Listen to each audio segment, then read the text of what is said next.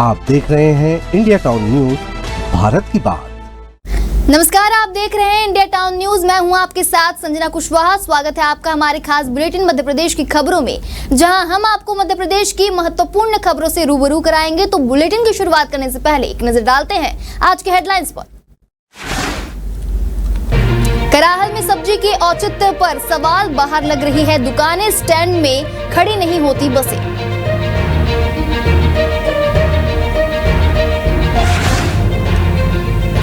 दमोह के खलियान में लगी भीषण आग, गेहूं फसल और ट्रैक्टर खाक। दमोह के पिपरिया की घटना बताई जा रही है।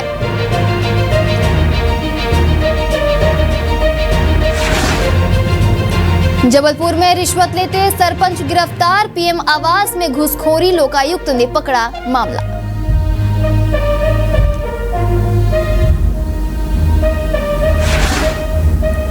कराहल में आदिवासियों की भूमि पर कब्जा, डीएम नहीं दिला पाए इंसाफ, महापंचायत में उठा मुद्दा।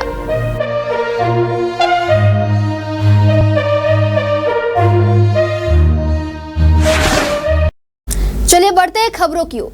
रीवा में चारा कटाई मशीन से कटकर अलग हुए 9 साल के बच्चे के हाथ को दोबारा जोड़कर डॉक्टर्स ने बड़ा कमाल कर दिखाया है। बता दें, बच्चे को नया जीवन दान देने के लिए डॉक्टर्स रात भर ऑपरेशन करते रहे और उनकी मेहनत सफल हो गई।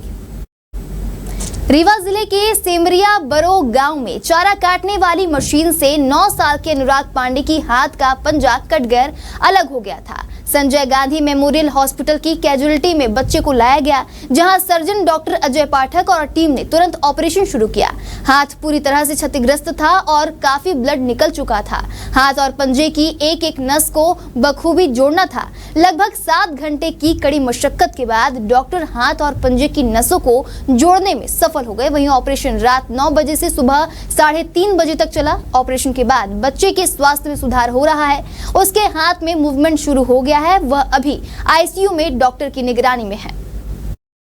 ये 9 साल का बालक था, जिसके चारा काटने की मशीन द्वारा दाएं हाथ की कलाई से हाथ अलग हो गया था। इसको संजय गांधी के ऑपरेशन कैजुअलिटी विभाग में लाया गया। सर्जरी रेसिडेंट द्वारा इनिशियल जांचें की गई, वुंड का इंस्पेक्शन किया गया, कटे हुए पार्ट का इंस्पेक्शन किया गया और ऑपरेशन करने की तैयारी की गई। तत्पश्चात इसको ऑपरेशन थिएटर में शिफ्ट करके लगभग 6 से 7 घंटों का ऑपरेशन चला और टीम वर्क द्वारा, जिसमें प्लास्टिक सर्जरी, जनरल सर्जरी के रेसिडेंट, ऑर्थोपेडिशियन रेसिडेंट और एनेस्थीसिया के डॉक्टर्स, इनके द्वारा एक टीम वर्क में किया गया।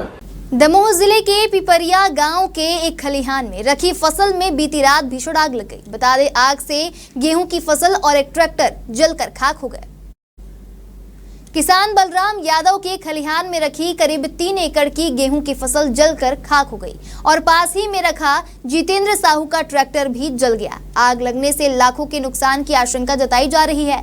आग लगने की सूचना किसानों ने फायर ब्रिगेड और हिंडोरिया थाना पुलिस को दी। दमकल वाहन पहुंचने से पहले ही सब कुछ जलकर खाक हो चुका था। हमारी लाख में आग लगा दी है। कहाँ पे? खेत पे। क्या पूरा गेहूं रखा हुआ था कटा? इकट्ठा रखो तो। कितना था वो? 3 एकड़ को। 3 एकड़ का। और फायर ब्रिगेड वगैरह पहुंची नहीं? अबे नहीं पहुंची है, अबे 2-3 घंटा बाद पहुंची। आपने उसको फोन लगा के अवगत नहीं कराया गया? लगाया तो। थाने फोन लगाया था? थाने भी आए थे, थाने में लगा। क्या कहना है उनका? कि आ रही पटेरा से आ रही है। अभी आग वहाँ पर लगी हुई है क्या? लगी है तो। कितना नुकसान हुआ है? अब 3 एकड़ के गेहूं था। 3 एकड़ के। आप ही का भी था कि और किसी का भी रखा? हमारी इनकी फसल में आग लग गई। अपना ट्रैक्टर रखो तो बताइए। कौन सी कंपनी का ट्रैक्टर है? मैसी 95। अच्छा, लाख वो उसको गेहूं निकालने के लिए गए थे? नहीं, अपना प्लाव चल रहा हो तो खड़ो तो खेत में ट्रैक्टर, ड्राइवर खाना खा रहा हो तो देखो सो आगे लगी दिखाने। ड्राइवर मतलब गाँव ट्रैक्टर बचा बिगला, मतलब पहले फसल जली, फिर ट्रैक्टर में आगे पकड़ गई। कौन सी कंपनी का ट्रैक्टर है? मैसी 95। क्या कारण मालूम पड़ा, किस कारण से लगी? नहीं, अभी ये नहीं मालूम चला। एक खेत में आग लगी है, जिसमें फसल रखी हुई थी कट करके थ्रेसिंग के लिए, और वहीं पास में ट्रैक्टर रखा हुआ था। जो आग लगने से फसल जल गई और ट्रैक्टर में भी नुकसान हुआ है। उसमें आगजनी कायम करके जांच में ली गई है। जो भी आगे तथ्य आएंगे उसके अनुसार कार्रवाई की जाएगी। सर उसमें जानकारी है एक ट्रैक्टर भी रखा हुआ था। हाँ, ट्रैक्टर भी जला है, उसमें भी नुकसान हुआ है। अभी सर कोई जानकारी मिली ऐसी कोई तथ्यों के माध्यम से? अभी नहीं, अभी तो आगजनी कायम कर रहे हैं, उसके बाद जो भी आगे तथ्य आएंगे उसके अनुसार कार्रवाई करेंगे। मध्य प्रदेश के सबसे कम उम्र के आईजी गौरव राजपूत ने गुरुवार को रीवा रेंज में पदभार ग्रहण कर लिया है। बता दें सभी पुलिस अधीक्षकों ने उनका स्वागत किया। पदभार ग्रहण करते ही रीवा आईजी ने थानेदारों के लिए सख्त चेतावनी भी जारी कर दी है। मीडिया से चर्चा में आईजी गौरव राजपूत ने कहा कि उन्होंने 2 प्राथमिकताएं और 5 लक्ष्य लेकर पुलिस महानिरीक्षक रीवा का पदभार ग्रहण किया है। उन्होंने अपनी प्राथमिकताएं और लक्ष्य मीडिया से साझा किए। उन्होंने कहा कि अगर थाना स्तर पर पीड़ितों को न्याय नहीं मिलेगा तो फिर थाना प्रभारी तुरंत हटा दिए जाएंगे। रीवा आईजी बनने के पश्चात मेरी 2 प्राथमिकताएं और 5 लक्ष्य। 2 प्राथमिकताओं में से सबसे महत्वपूर्ण जो है वो है prevention and detection of crime, यानी कि अपराधों का पतासाजी करना और उनका अनुसंधान करना। और दूसरी है maintenance of law and order, यानी जो कानून व्यवस्था है उसको न सिर्फ माकूल रखना बल्कि उसको और सुदृढ़ करना। 5 जो लक्ष्य हैं उनमें सबसे महत्वपूर्ण है जो महिलाओं और नाबालिगों के प्रति अपराध हो रहे हैं उनकी रोकथाम करना। नंबर 2, जो नशाखोरी बढ़ रही है, जो कोरेक्स और बाकी सब फेंसिडिल वगैरह सप्लाई किए जा रहे हैं, उनकी पीछे जो नकाबपोश है उनका पर्दाफाश करना। ट्रैफिक व्यवस्था तीसरा सबसे महत्वपूर्ण लक्ष्य, क्योंकि नेशनल हाईवे यहाँ से निकलता है, काफ़ी सारे एक्सीडेंट्स होते हैं, उस पर हम कितनी बेहतर तरीके से काम कर सकते हैं ये सभी पुलिस अधीक्षकों के साथ एक बार बैठक के पश्चात उसको क्लियर करेंगे। मध्य प्रदेश के रतलाम जिले के सैलाना में गर्भवती महिला को अस्पताल से 2 बार लौटा दिया गया। वहीं तीसरी बार पति ठेले पर प्रसूता को लेकर अस्पताल लिए रवाना हुआ, मगर रास्ते में ही डिलीवरी हो गई और नवजात की जान चली गई। प्रसव पीड़ा उठने पर गर्भवती महिला को पति कृष्णा ग्वाले 2 बार सामुदायिक स्वास्थ्य केंद्र लेकर गया। ड्यूटी पर मौजूद स्टाफ ने बच्चा देर से होने की बात कहते हुए लौटा दिया। वहीं तीसरी बार अधिक प्रसव पीड़ा होने पर कृष्णा अपनी पत्नी को हाथ ठेले से स्वास्थ्य केंद्र ले जा रहा था, तभी रास्ते में महिला की डिलीवरी और बच्चे की मौत हो गई। पीड़ित पति ने ड्यूटी स्टाफ को नवजात की मौत का दोषी ठहराते हुए सैलाना एसडीएम से जांच की मांग की है। वहीं सीएचओ एमएस सागर ने लापरवाही बरतने वाली स्टाफ नर्स चेतना चारेल और गायत्री पाटीदार को निलंबित कर दिया है। डिलीवरी के मामले में सुबह 23 तारीख को सुबह 9 बजे डिलीवरी के लिए जगह था, तो वहाँ पर चेकअप करके एडमिट नहीं किया। ऐसे 2-3 दिन का समय बताकर निकल दिया। फिर शाम को रात में 23 तारीख की रात में 1 बजे फिर गए। वहाँ पर मैडम दर्द हो रहा है प्रसव को, अब एडमिट कर लिए। तो मैडम ने बोला कि चेकअप किया। चेकअप करने के बाद दोपहर 15 घंटे का समय दिया, तो 15 घंटे में डिलीवरी हुई। तो एडमिट नहीं किया, वहाँ से आने बाद रास्ते में डिलीवरी हो गई। शाम को सोशल मीडिया के माध्यम से एक कैजुअली मेरे को जस्ट न्यूज मिली थी कि किसी महिला को 3 बार आना पड़ा, तो मैंने इसी बात को लेकर के अपने डीएचओ को वहाँ पर जांच के लिए भेज दिया था और जांच में स्टाफ की लापरवाही पाई गई है। तो ड्यूटी पर तैनात दोनों स्टाफ नर्सिंग ऑफिसर चेतना चारेल और गायत्री पाटीदार दोनों को निलंबित किया गया है। संबंधित ड्यूटी डॉक्टर है उसके खिलाफ कार्रवाई करने के लिए आयुक्त स्वास्थ्य को प्रस्ताव भेजा गया है और जो संबंधित बीएमओ है उनको भी कारण बताओ नोटिस जारी किया गया है और पूरी जांच होने तक उनको बीएमओ को प्रभार से मुक्त करते हुए कार्यालय में अटैच किया। जबलपुर जिले के वनखेड़ी मझौली के सरपंच को 5,000 रुपए की रिश्वत लेते हुए लोकायुक्त टीम ने धर दबोचा है। बता दें यह रिश्वत पीएम आवास की रकम दिलाने के एवज में एक ग्रामीण से मांगी गई थी। शिकायतकर्ता नागराज सिंह राजपूत का कहना है कि सरपंच कमल पटेल प्रधानमंत्री आवास योजना की किस्तें दिलाने के लिए पहले 5,000 रुपए ले चुका था। दूसरी किस्त दिलाने के लिए भी 5,000 की रिमांड की गई थी।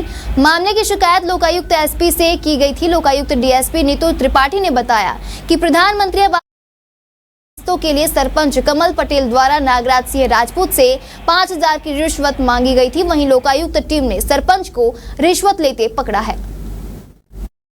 आवास योजना का मकान आया था तो कमल पटेल हर किस्त में 5,000 रुपये मांग रहा है। कहाँ के हैं ये कमल पटेल और कहाँ बनखेड़ी, किस पद मंझौली बनखेड़ी, सरपंच हैं, सरपंच हैं। कितने पैसे मांगे? वो हर चक्कर 5,000 रुपये मांगते। कितने बार दे चुके हैं? हम एक बार दे चुके और भी दोबारा देंगे। आज क्या हुआ? आज क्या शिकायत की थी आपने इसकी? जी। किस नाम से पैसा बन रहा था? आवास योजना का मकान आ जाएगा, पैसे दो 5,000, हर किस्त में 5,000 देते हैं। नागराज सिंह राजपूत ने रिपोर्ट किया कि वह प्रधानमंत्री आवास योजना का पात्र है और इसके लिए उसको प्रथम किस्त प्राप्त हो चुकी है। आगे की किस्तें दिलाने के एवज में ग्राम पंचायत बनखेड़ी के सरपंच श्री कमल पटेल उनसे 5,000 रुपये रिश्वत की राशि की मांग कर रहे हैं। इसमें उन्होंने हमारे लोकायुक्त जबलपुर में रिपोर्ट की थी और आज सरपंच कमल पटेल को हमने 5,000 की रिश्वत लेते हुए रंगे हाथों पकड़ा है। श्योपुर जिले कराहल क्षेत्र के गांवों में आदिवासियों की सैकड़ों एकड़ जमीन पर दबंगों ने कब्जा कर रखा है। बता दें, जिला प्रशासन उनकी फरियाद नहीं सुन रहा है।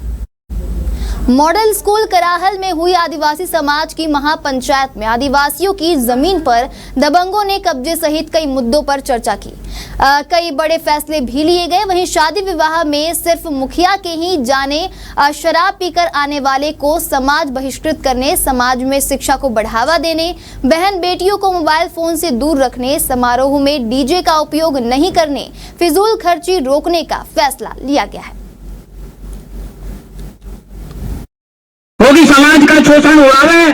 अपन नो शोषण ही, अपन जागीरदार रहते आदिवासी शहरिया और अपन आप जागीरदार नहीं, अपन तो उल्टे खोजदार बनना है।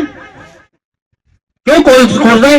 अपने बाप दादे ने जमीन काट काट कर कम 100 बीघा बनाई, 200 बीघा बनाई, अन्य लोगों पर पहुंच गई वो जमीन। अपने पास 2 बीघा का 5 बीघा कछु भी नहीं है।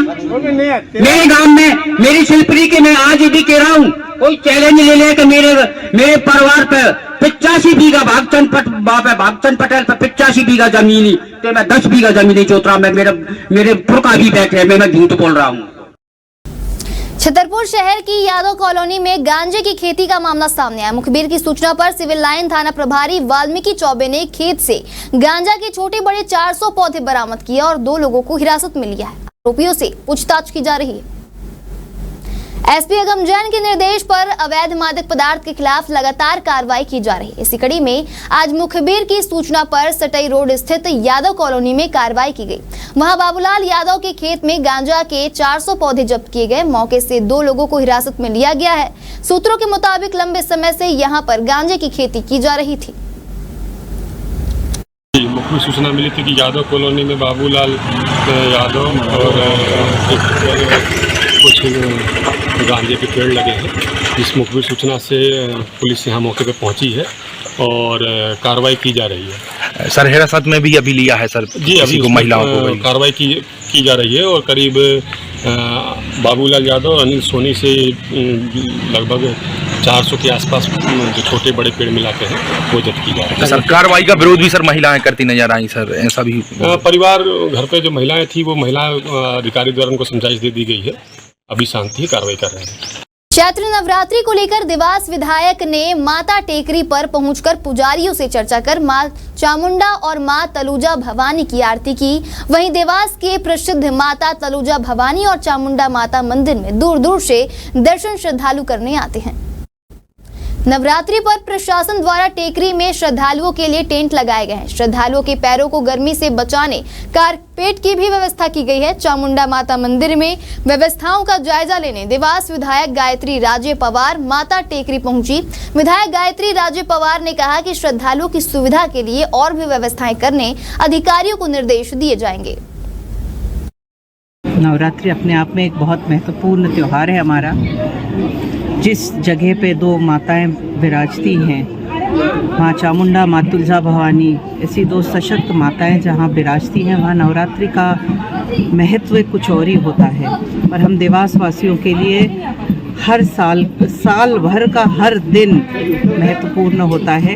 हम कोई भी काम, कोई भी शुरुआत माता जी के दर्शन आशीर्वाद के सिवा नहीं करते हैं। और देवास वासियों के लिए ये खास सौगात है कि दोनों माताओं के चरणों में बैठे हुए हैं। ग्वालियर में स्कूल संचालकों की लूट रोकने के लिए जिला प्रशासन द्वारा आयोजित पुस्तक मेला में 2 स्कूल संचालकों को उनकी मनमानी भारी पड़ गई। बता दें, निजी प्रकाशकों की किताबें जानबूझकर उपलब्ध न कराने के मामले में 2 निजी स्कूलों के प्राचार्यों के खिलाफ FIR दर्ज कराई गई है।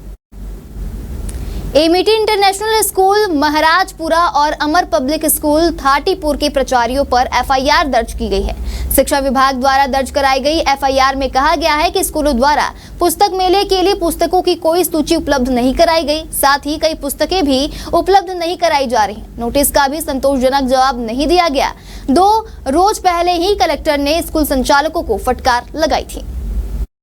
ग्वालियर में जो है लाखन सिंह शिक्षा विभाग के समन्वयक हैं, जिला शिक्षा अधिकारी कार्यालय में, उनके द्वारा रिपोर्ट दर्ज कराई गई है कि ग्वालियर मेले में जो है पुस्तक शिल्प बाजार मेला लगाया गया है, जिसमें सभी अभिभावकों जो पेरेंट्स हैं उनके लिए ड्रेस, यूनिफॉर्म, पुस्तकें, कॉपियां, इसके लिए सभी स्कूलों को माननीय जिला दंडाधिकारी कलेक्टर महोदय द्वारा निर्देशित किया गया था कि अपने अपने स्कूल के जो संबंधित स्टॉल वाले हैं उनको वहां पे स्टॉल लगाएं। और इस संबंध में 2 स्कूलों के प्राचार्यों द्वारा कार्रवाई नहीं की गई, उनकी दुकानें नहीं लगवाई गई। इस कारण से 2 स्कूलों के विरुद्ध अपराध पंजीबद्ध किया गया है। मध्य प्रदेश का शिवपुरी जिला घोटालों का गढ़ बन गया है। सहकारी बैंक छात्रवृत्ति संबल योजना के घोटाले के बाद अब PWD में 7 करोड़ रुपए के घोटाले का मामला सामने आया। बता दें, कार्यपालन यंत्री DS यादव और पूर्व में पदस्थ रहे 4 कार्यपालन यंत्रियों सहित 15 लोगों पर कोतवाली थाने में मामला दर्ज किया गया है। DS यादव के पास शिवपुरी और ग्वालियर जिलों का प्रभार है। कुछ दिन पूर्व DS यादव उत्कृष्ट कार्य के लिए सम्मानित भी हो चुके हैं। डिप्टी कलेक्टर अनुपम शर्मा की जांच में पता चला कि घोटाला 2018 से 2020-23 के बीच हुआ है। कार्यपालन यंत्रियों ने अपने लॉगिन पासवर्ड अनधिकृत व्यक्ति को दे दिए थे, जिसका इस्तेमाल कर आरोपियों ने गलत तरीके से वेतन भुगतान कर सरकारी राशि का गबन किया है। जिला कोषालय से अपने अमित यादव साहब आए हुए हैं। उनके द्वारा ये कहना है कि उनके विभाग में, PWD विभाग में कोई गमन हुआ है, जिस पर से 14 लोग प्लस एक संस्था है जिसके नाम पर कोई 7 करोड़ रुपये का गमन हुआ है, जिस पर से थाना कोतवाली में शपथपूर्वक कार्रवाई करने पर अपराध पंजीबद्ध किया गया है। किन किन लोगों के खिलाफ कार्रवाई की, कितने लोगों के खिलाफ कार्रवाई की गई है? इसमें 14 लोगों के खिलाफ प्लस एक संस्था है जिनके खिलाफ कार्रवाई की है। नई BNS धारा के तहत PC एक्ट भी लगी हुई है 13(1) और 318 316 61 के तहत कार्रवाई की है। बताया जा रहा है इसमें PWD विभाग के कार्यपालन यंत्री भी, कितने कार्यपालन यंत्री हैं? इसमें जो उन्होंने लिखित आवेदन दिया है उसमें 4 पूर्व में से 1 नए हैं जिन पर कार्रवाई की है। और जिले के नाहरगढ़ क्षेत्र के गांव सकरखेड़ी मगरे पर सिंचाई परियोजना के अंतर्गत कार्य करने वाली विंसर कंपनी का पाइप सहित अन्य सामान रखने के प्लांट में भीषण आग लग गई। आग ने देखते ही देखते विकराल रूप ले लिया, वहीं लाखों रुपए के पाइप जलकर खाक हो गए। आग पर काबू पाने के लिए सीतामऊ, मंदसौर सहित अन्य जगहों से फायर फाइटर्स को बुलाया गया। सूचना मिलते ही SP व कलेक्टर अदिति गर्ग घटना स्थल पर पहुंचे। उन्होंने तत्काल आसपास के नगरों से 5 से 6 फायर ब्रिगेड बुलवाए। इस घटना में कोई जनहानि की सूचना नहीं है। वहीं कलेक्टर गर्ग ने बताया कि सावधानी की बतौर जहां आग लगी वहां से दूर ट्रेस खुलवा दिया गया है। आसपास के गाँवों में भी सूचना दे दी गई है ताकि कोई व्यक्ति या पशु इधर न आए। यहाँ पर नाहरगढ़ में जो ये थाना नाहरगढ़ के अंतर्गत एक जगह आग लगी है। इसमें वहाँ जो पाइप्स लगे हुए थे, जल जीवन मिशन के पाइप्स, उनमें आग लगी है। अभी इसमें जो है प्रशासन के साथ मिलकर के 5 जो फायर ब्रिगेड है उनको लगाया गया है मौके पर। साथ में जो ग्राम कोटवार और थाने के जो नाहरगढ़ थाने का जो बल है उनको आसपास के क्षेत्रों में लगाए हुए और पास के जो गाँव है वहाँ भी सूचना दे दी गई है किसी तरह से। और जो खेत है, खेतवासियों को बता दिया गया है ताकि किसी तरह की जन हानि या पशु हानि ना हो। हम पूरा प्रयास कर रहे हैं प्रशासन के साथ मिलकर के किससे आग है इस पे जो है पूरा नियंत्रण पाया जा सके। जी, यहाँ पे इरिगेशन के जो पाइप्स होते हैं, जो प्लास्टिक HDPE पाइप्स हैं, उसमें आग लगी है, जो कि ऐसा मानना है कि आसपास की जगह से फायर कैच हुआ है। मेरे पीछे जैसे कि आप देख सकते हैं अभी फायर को पुट आउट करने का मिशन अभी चल रहा है और यहाँ पे 5 फायर एम्बुलेंसेज हैं जिनमें लगातार पानी का सप्लाई करके आग को कंट्रोल करने का प्रयास किया जा रहा है। आसपास ट्रेंच बनाए जा रहे हैं ताकि आग और स्प्रेड ना हो, फायर ब्रेक हो जाए। साथ में ही हम लोग समीप के गांव में ये सूचना भी दे रहे हैं कि कोई लोग मवेशी इस तरफ ना आए, कोई और जनहानि या ऐसा कोई हादसा ना हो जाए जिसके कारण किसी को भी कुछ नुकसान हो। तो आसपास के गांव में भी ये जानकारी दी जा रही है। कोटवारों की और जीआरएस सचिव के माध्यम से ये जानकारी हम लोग लगातार दे रहे हैं। हमारे खास बुलेटिन मध्य प्रदेश की खबरों में फिलहाल इतना ही। मुझे दीजिए इजाजत और देखते रहिए इंडिया टाउन न्यूज, भारत की बात। आप देख रहे हैं इंडिया टाउन न्यूज, भारत की बात।